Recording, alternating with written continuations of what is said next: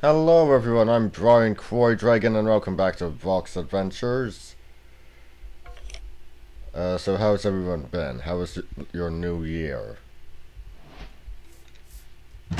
No, mine was good. Oh jeez, I put torches up exactly so there wouldn't be... Oh, clearly I should put a torch right here.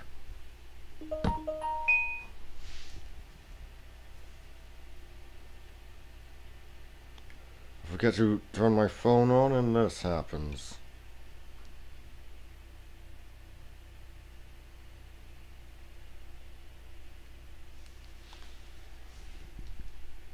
So, what are we gonna do? I don't know. I've felt so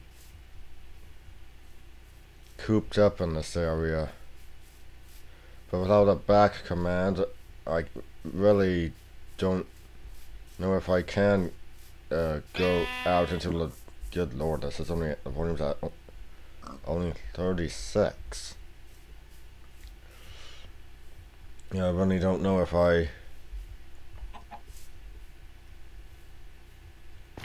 can go out into the wider world.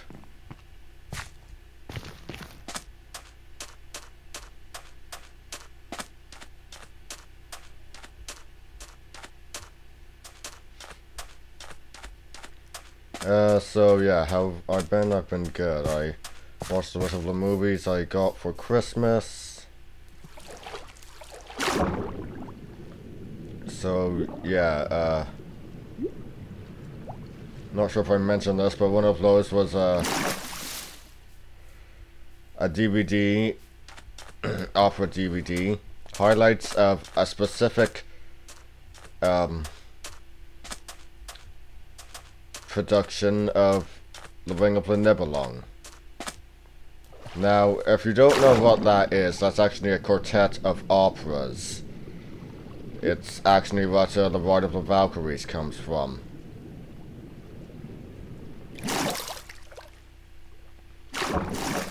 And it's very 5th century in setting.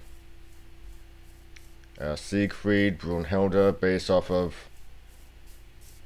you know, they're apparently, well, the myth they originate from, features Attila the Hun as a character, so it's the 5th century, so there you go.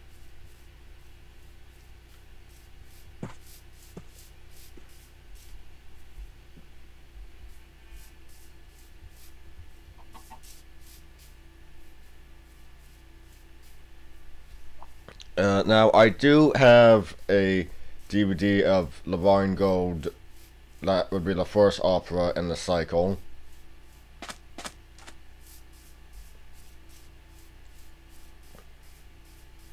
That is in modern dress. Now, this DVD, which is the highlights of a specific production of the four, had a more Star Wars-esque costuming.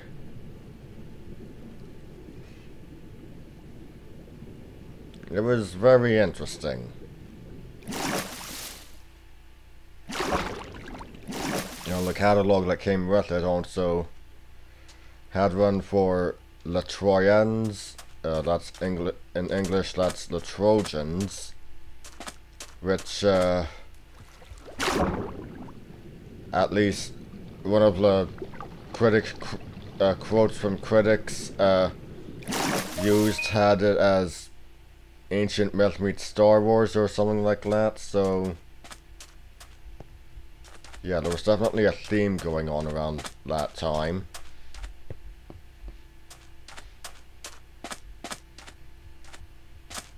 Also watched Thor, Love and Thunder, and I've watched Spirited Away. Excellent movies.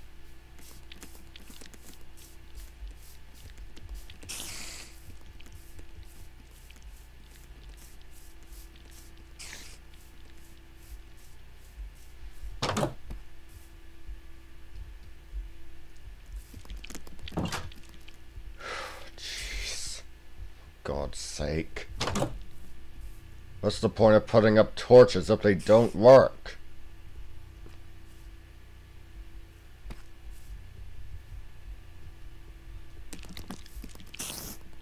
And anyway, I went to the mall yesterday. And I bought a copy of The Cat Returns, as well as the art book for Star Wars Visions. Just the first volume. I'm hoping for one from the second volume to be released.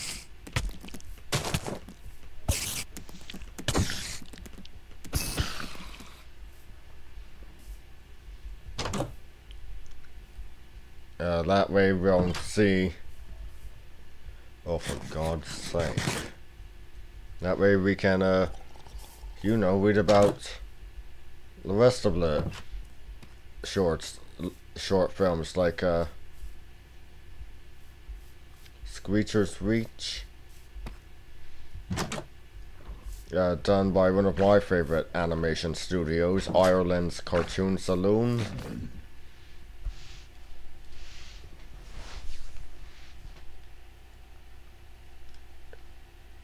And last week I mentioned I got some friends some Nerf guns since they never had them, so to join in the fun I got myself a Nerf crossbow. Yeah, the recoil thing on this thing is strong. It's entirely possible to have one of these firing and the rest down here to be, you know, knocked off because the recoil is so strong.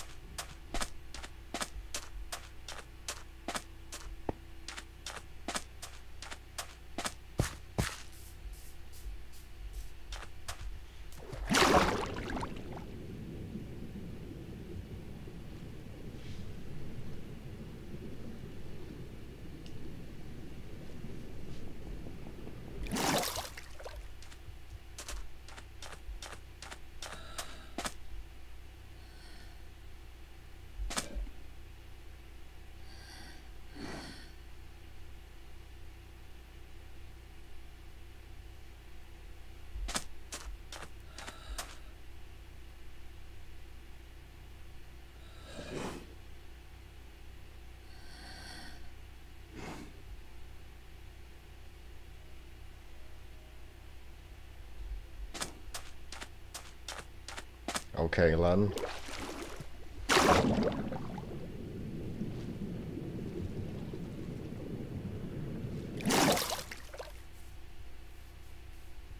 I'm gonna go for a walk after lunch. Not sure how far I'll go. Maybe as far as the library. Well, there's 2 libraries in walking distance of me, so I'll just say the northwest one. And yes, I do know the name, but well, I have mentioned the city I live in on occasion, but on the other hand, if I were to well, in theory, I'd be back home by the time this was finished uploading, and I could just hit publish and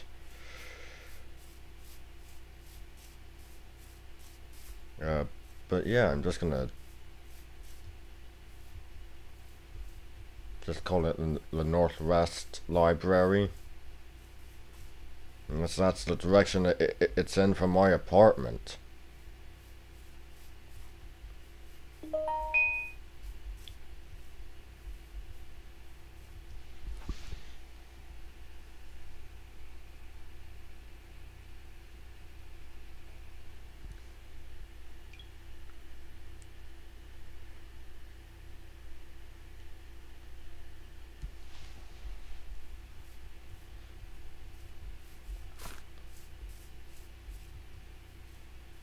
Hmm.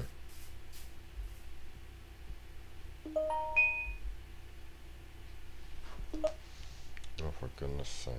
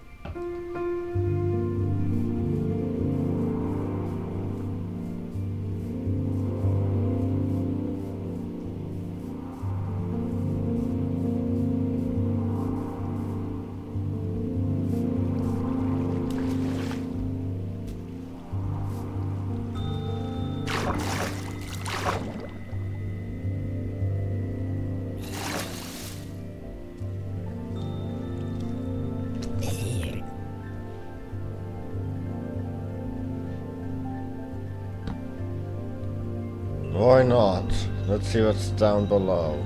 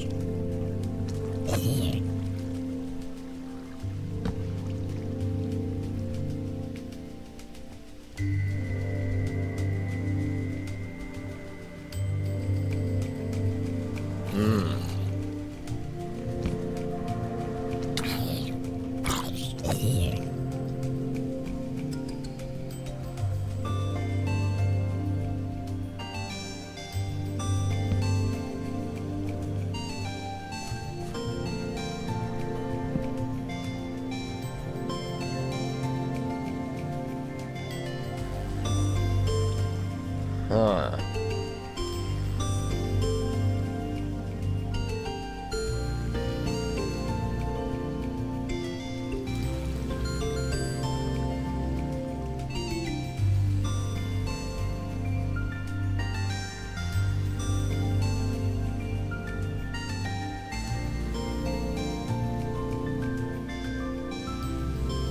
So, at Christmas time, me and some friends watched some episodes of Jungle Run. Jungle Run's a British kids game show. Very athletic, very adventure based. The premise being that a team of kids as explorers are trying to rescue treasure from the Temple of the Jungle King, and they have to, you know, get stuff. You know, they have to, depending on the incarnation, they're either collecting bananas or monkey statues. For the first version, which lasted about 2 years, I think, it was monkey statues. For the remaining years, which I don't know, what was it, 7? For the remaining 6 years, I think, it was monkey statues.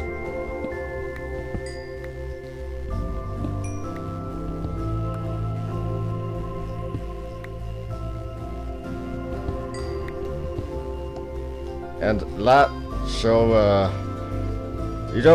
I didn't really think about it as a kid, but it could be kind of brutal.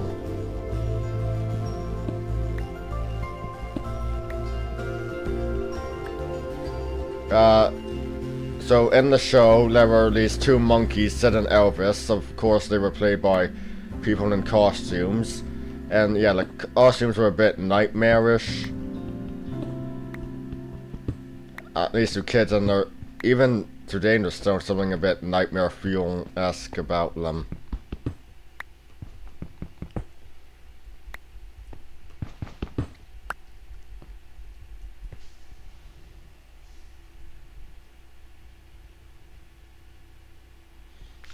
So again, 3 incarnations. So Sid and Elvis got a different look each with each version. The first version, which we'll call Dominic Woods years after the host, is the only one where they actually were monkeys, since that's the only one where they actually had tails. Sid had red fur, Elvis had blue.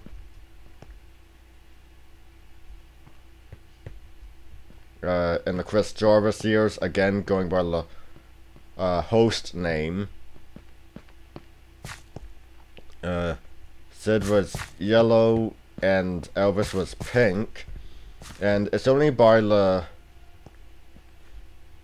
and also that's by the Chris Jarvis years they lost their tails and would be tailless for the rest of the series, so they were actually apes by that point.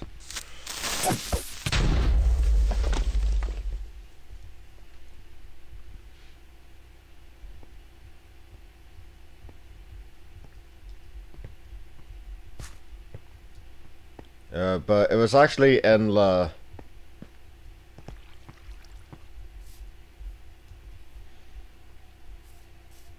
third incarnation, the Michael Underwood years, where they actually had realistic colorations, with Elvis of course being black and white in coloration, and having what looked like, you know, arm tassels under his arms, causing him to look like Elvis Presley. How do I get out of here?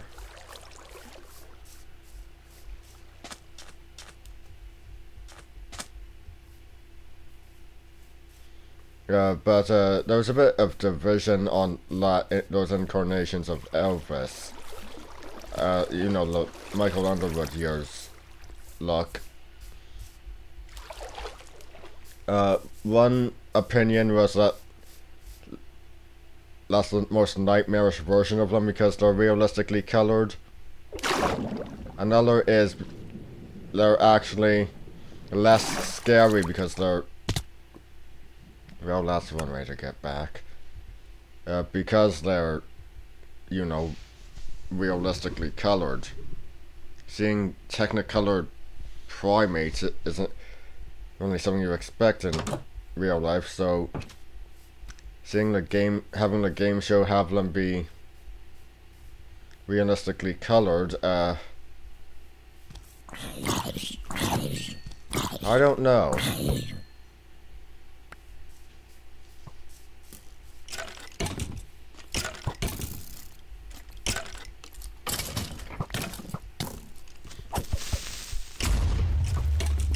And so Sid and Elvis would actually hinder the contestants.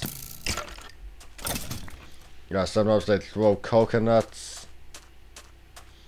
In one challenge at the Dark Swamp in the Michael Underwood years, they, which involves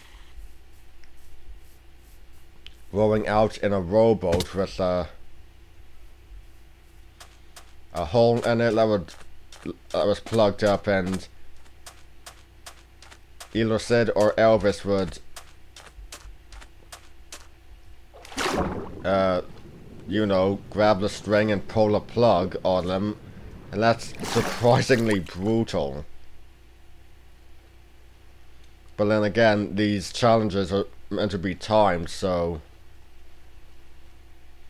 it's how much baskets you can save before the boat sinks. Baskets, half the baskets having monkey statues and half of them not.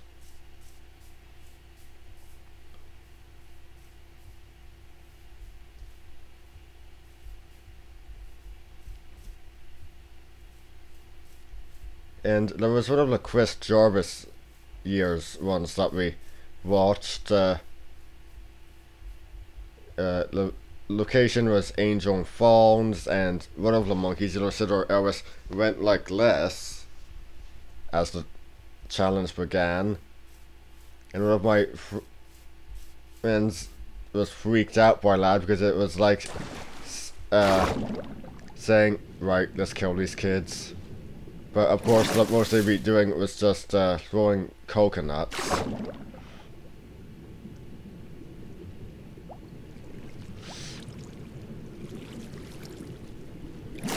Yeah, it was a very good show.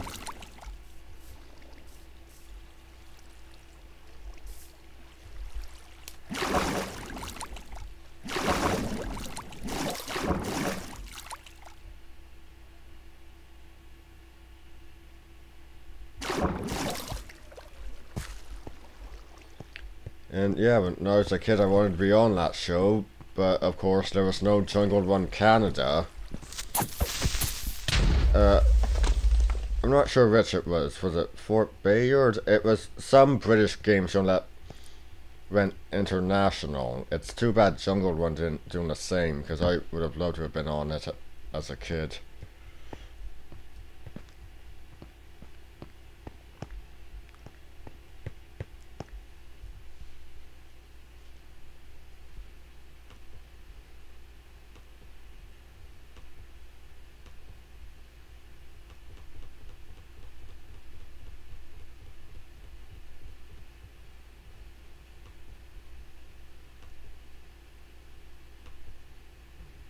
For God's sake.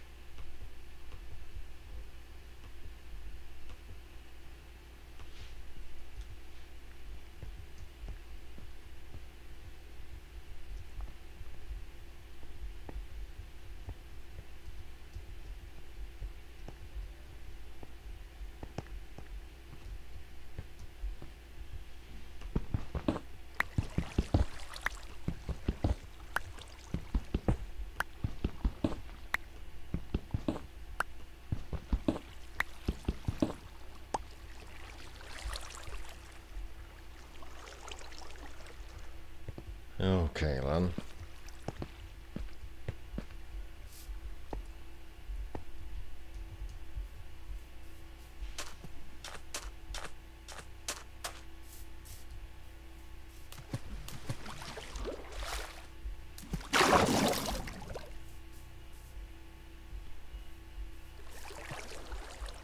You know what? Let's go back and get some stuff smelted.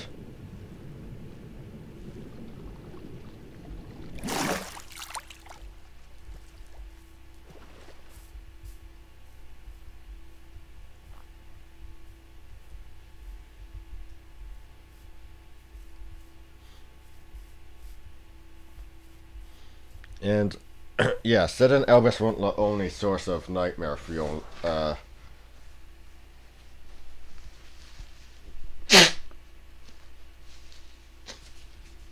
You could actually get locked inside challenges if you didn't get out on time, because there were those kind of challenges in the on the show. I mean, there was the tomb. Well, in the in the Dominic Woods years, it was the tomb. In the Chris Jarvis years, it was the Lost Tomb. And due to only one of the challenges at the location actually involving a tomb, it was called the Lost Cave in the Michael Underwood years.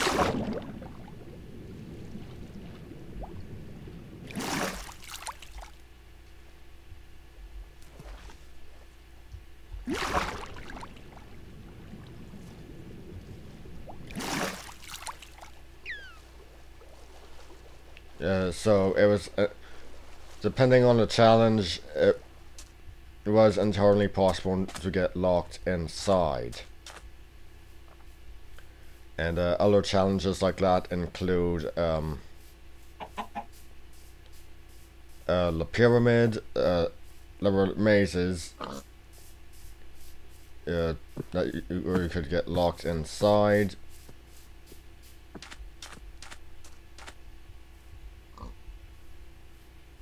Yeah, drawing a blank here, but I think. Oh yeah, and there was of course there were monkey cages at the abandoned. No, the temple wall. Yeah, but Michael Undergiersley actually expanded some of the locations. So while the Temple of the Jungle King was the final location, they did expand it a bit, so there was a challenge that could be done before they went into the temple.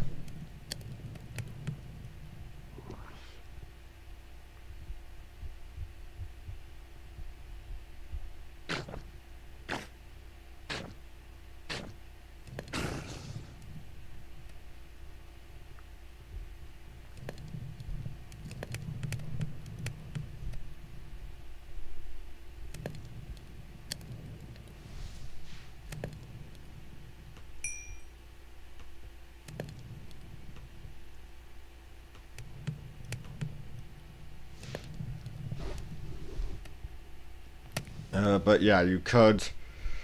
Yeah, if you fail to get out of the temple, and yeah, you got nothing. No consolation prize, nothing. But for kids, that was scary, just getting locked in. I mean, for one of the challenges before that, you either had to, you know, just leave the guy there, leave the person there, or yeah, leave your teammate there, or sacrifice what you got.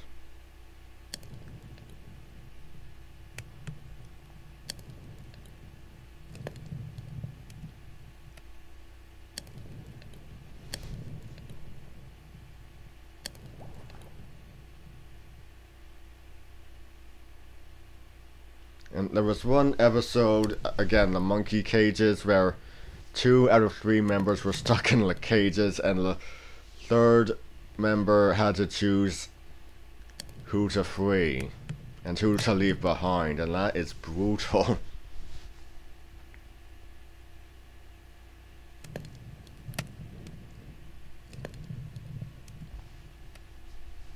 Yeah, it was amazing. It was a great show, and you don't really expect something like that from a kids game show. Even today, it's surprising.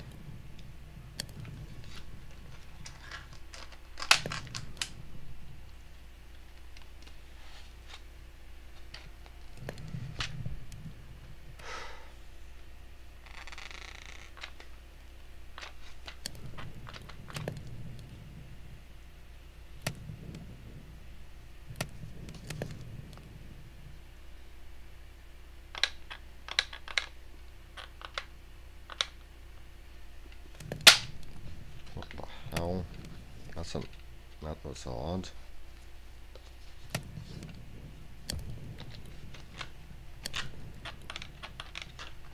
Oh god.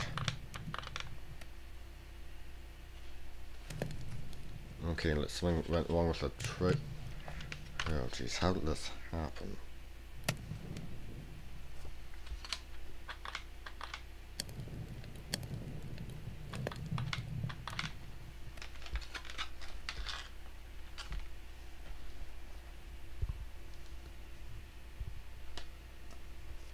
Yeah, this happened the day I bought this.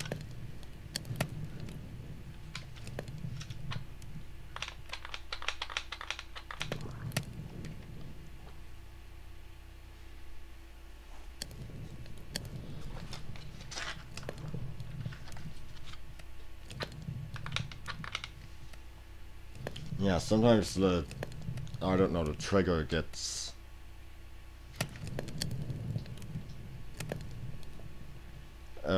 uneven. How did I fix this the first time?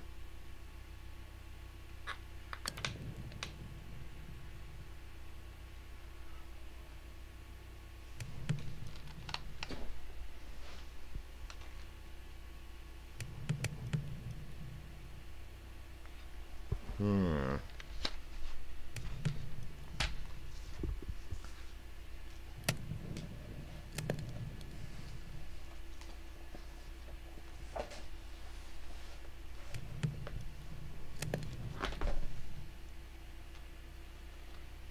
What am I doing? That will never fit.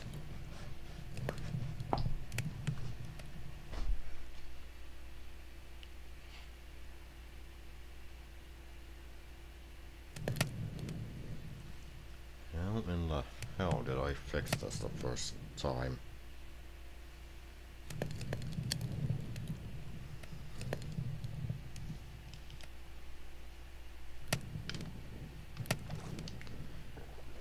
Oh yeah, of course that would work.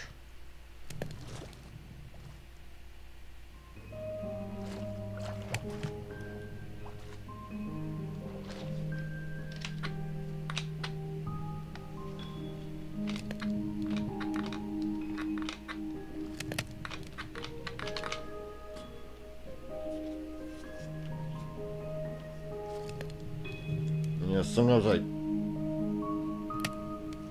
1, 2, 3, 4, 5, oh, 6.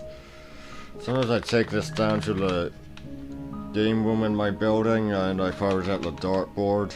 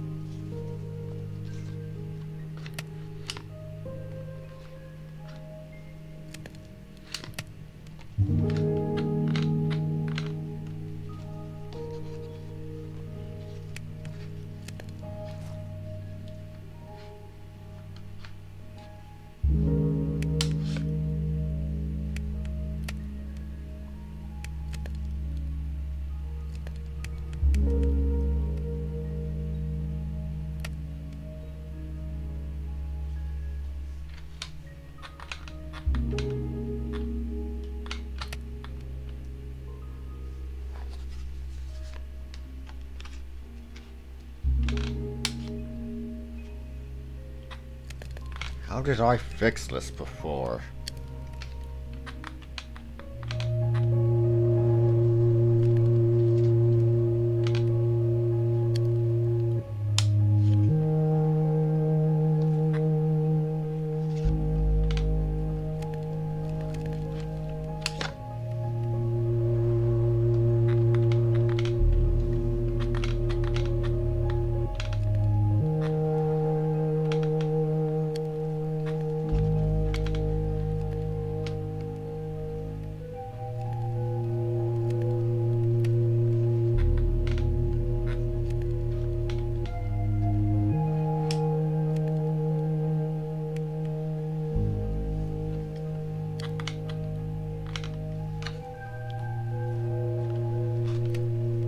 This is for ages 8 and up. I wonder how insane kids would be driven.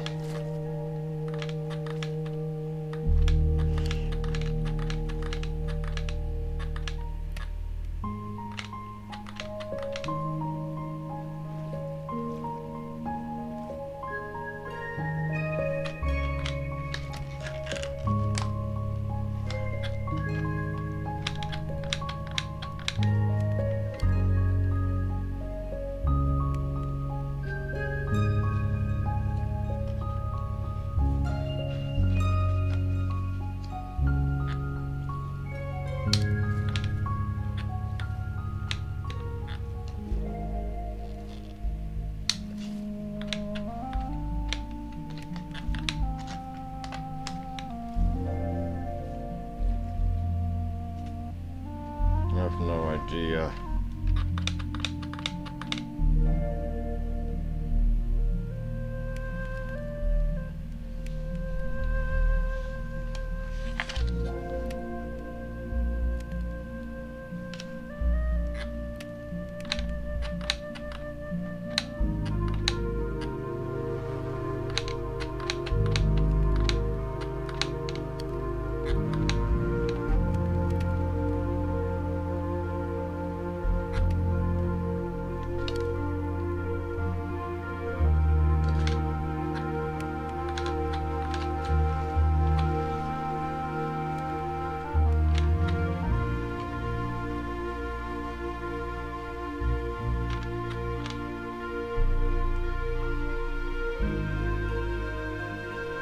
I have no idea. This is a weird design.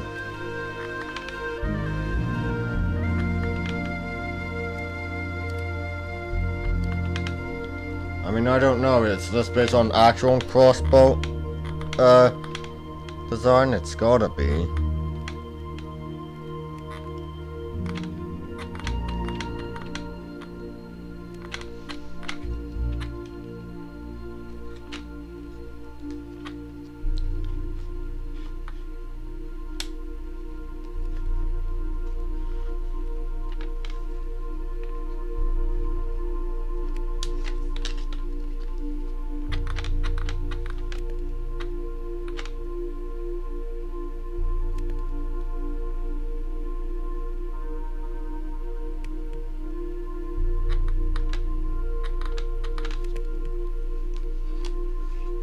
Oh, 4 more, and then we still got the 37 to do.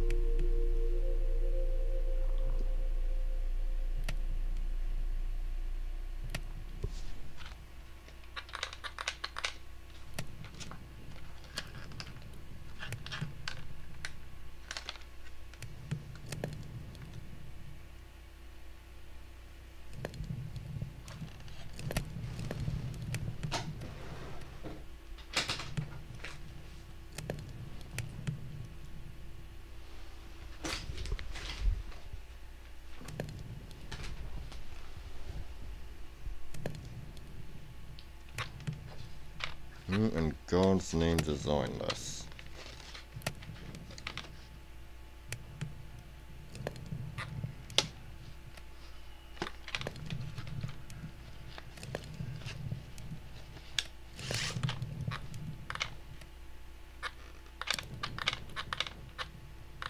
How did I fix this the first time?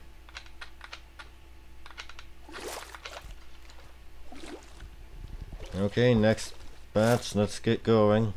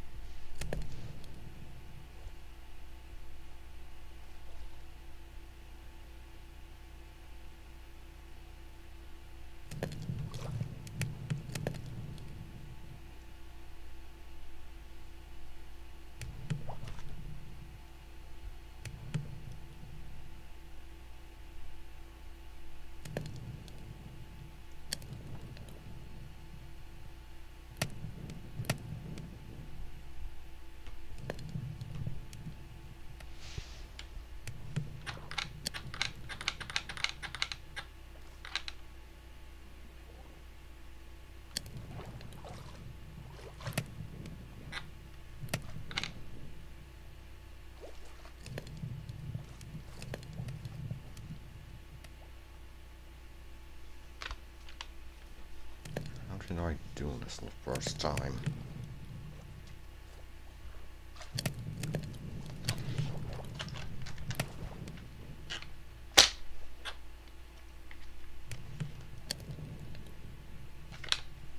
No idea.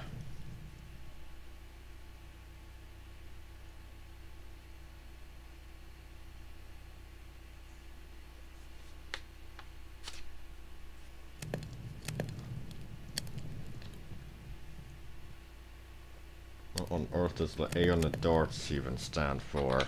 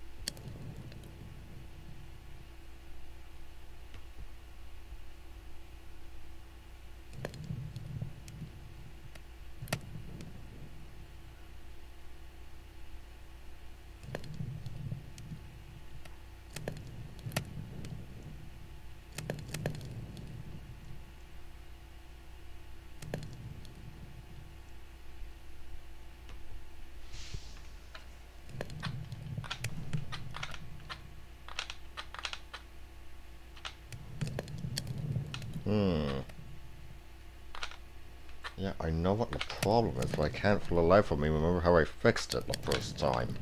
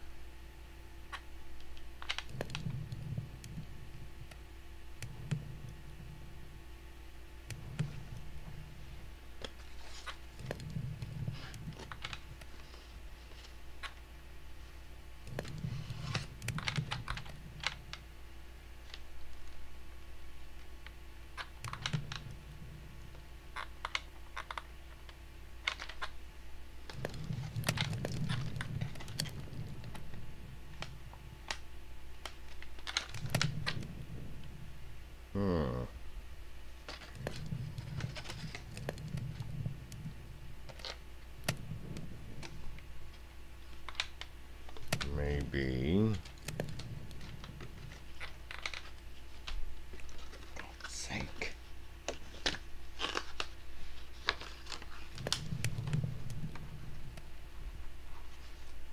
I can't see a blasted thing from the sand going, oh, for God's sake.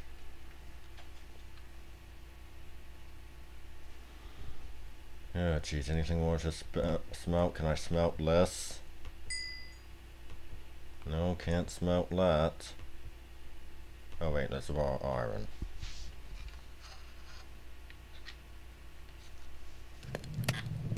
Oh, let's get the darn.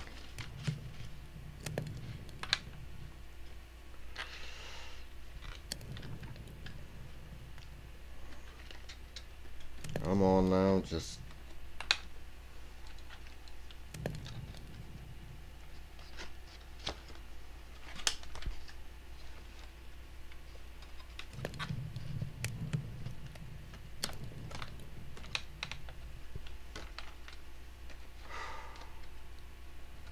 So I'm probably making this more complicated than it needs to be.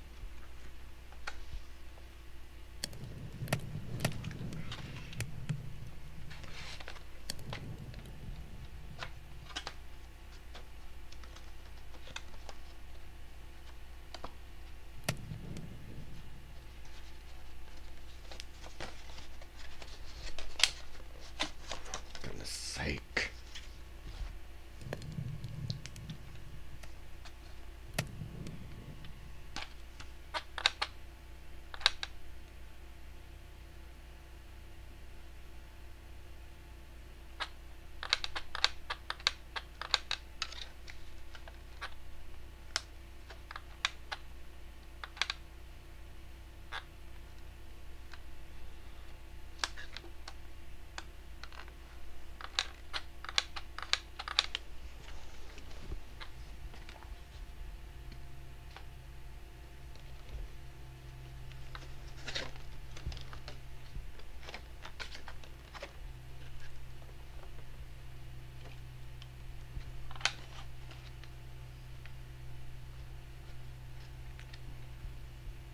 You forget it, I'll figure it out later.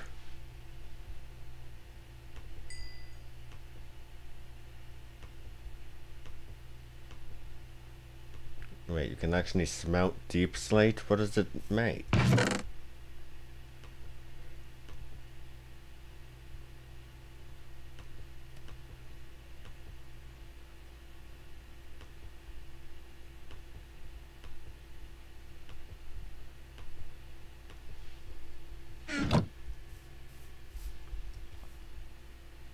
Ah, yes, I see.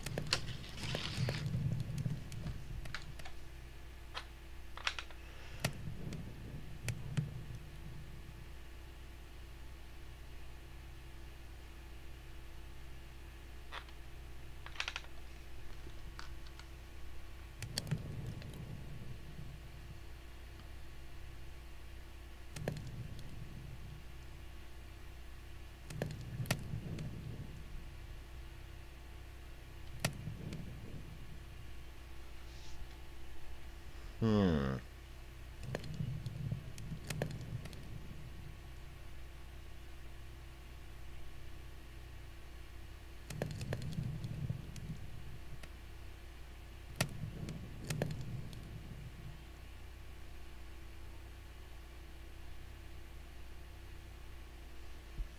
I have no idea.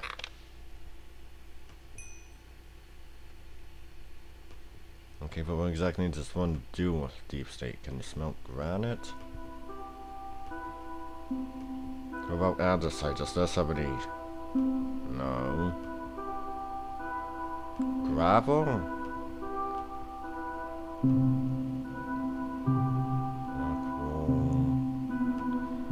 Dirt? No. Cobblestone. Okay. Wait, doesn't it just make stone? Regular stone?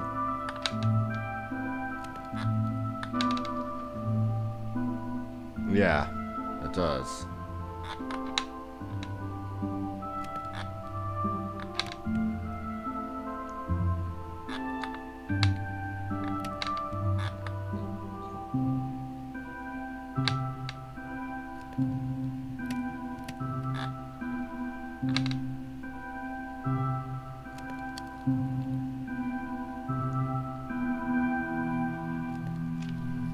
Hmm.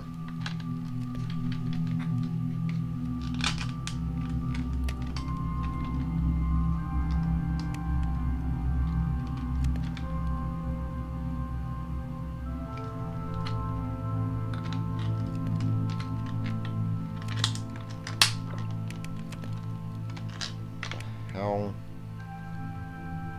Oh, great.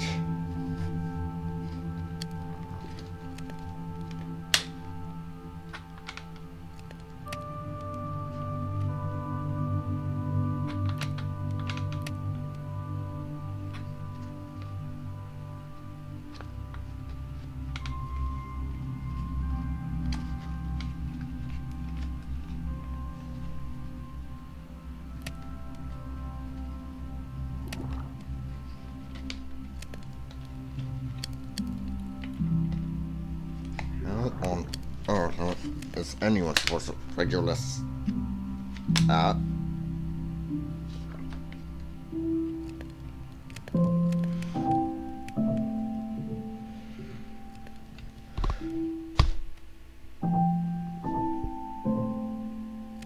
Something smaller, maybe. A bookmark is way too big.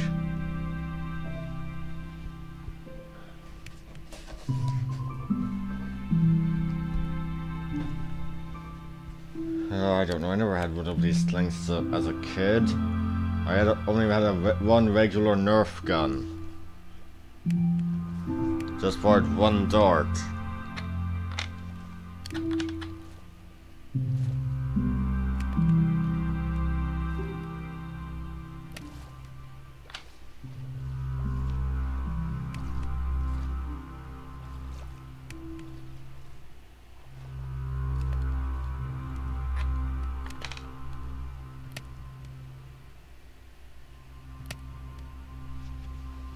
I have something small?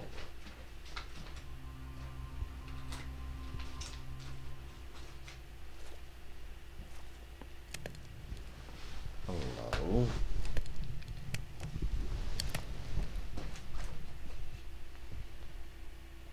That's not smaller, that's another bookmark.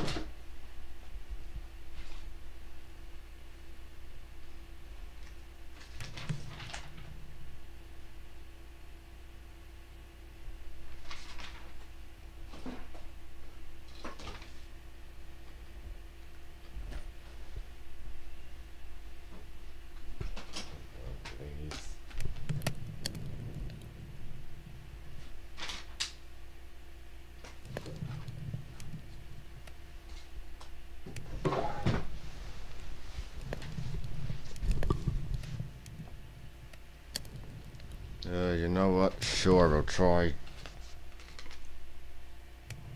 the Fan Expo admission cards. See if I can get my hands around those.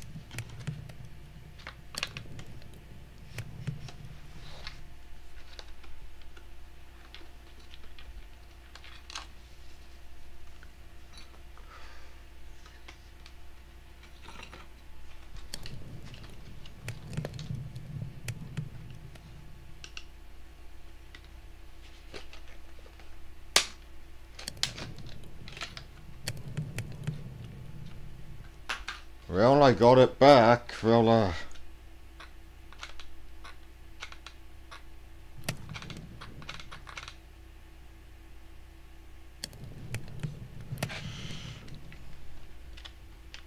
goodness sake.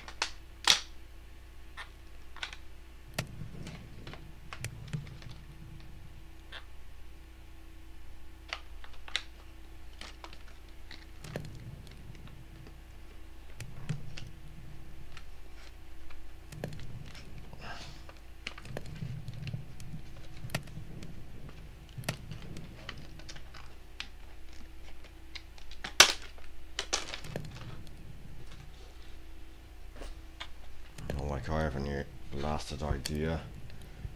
You know what? Just fire the damn thing at my wrist. Well, it's back in order, but well, how did the blasted dart go?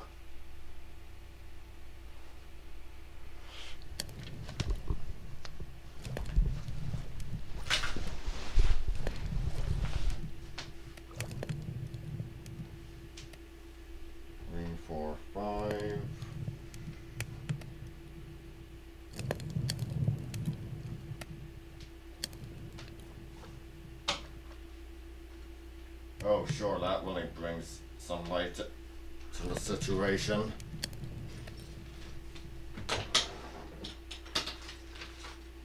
Oh. Actually, that helped quite a lot.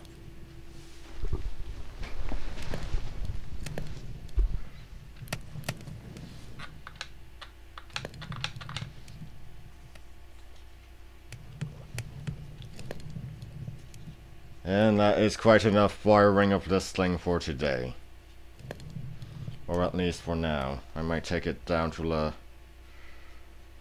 game room later. Fire it at the dartboard.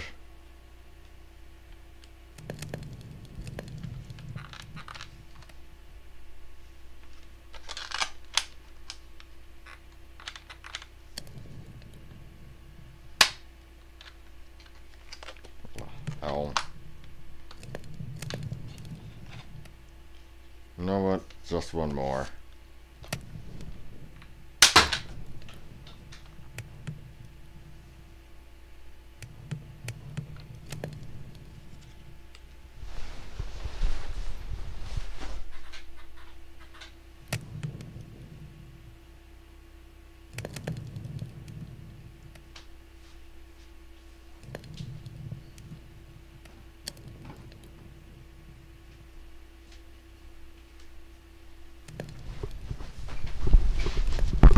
Oop, sorry about that.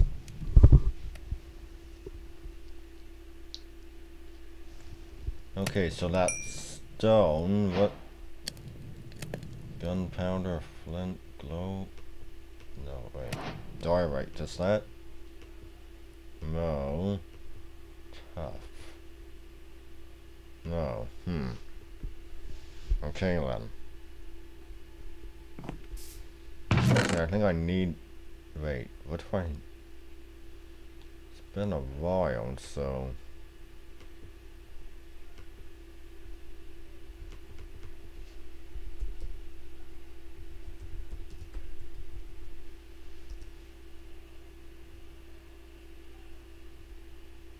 Oh. I've had enough... I've had the stuff to make a shield all along, or... Wait. No, wait, I don't have any wood.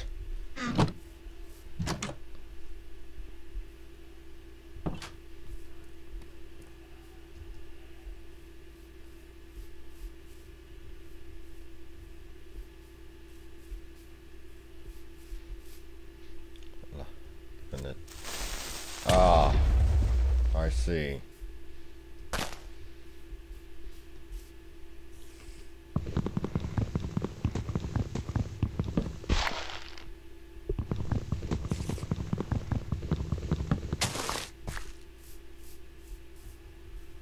Of course, I'll probably forget what I was doing with these pieces of wood, but no, let's just get this done.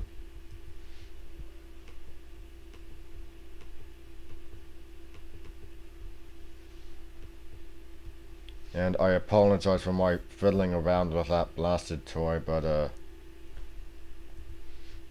you know.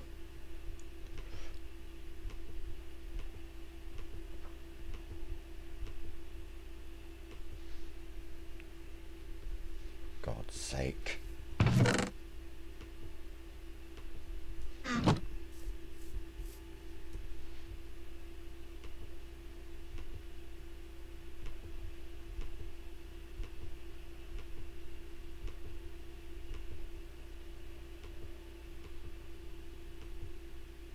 And I have a shield.